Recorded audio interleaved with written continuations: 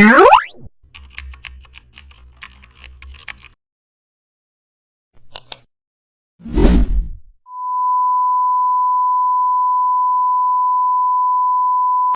everyone, welcome back to the channel. If you want to grab attention for your music event, let's design a modern Facebook music poster in Photoshop. First of all, open Photoshop and create a new canvas.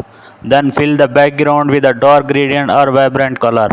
Import a high quality image of the artist, DJ or instruments.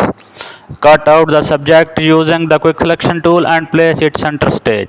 Then add a glowing neon or gradient shape behind the subject for depth. Insert the event title in bold, stylish typography. Now use the layer style like outer glow or gradient overlay for import. And then add event details like time, date, and venue below the title. Place social media icons or sponsor logos neatly at the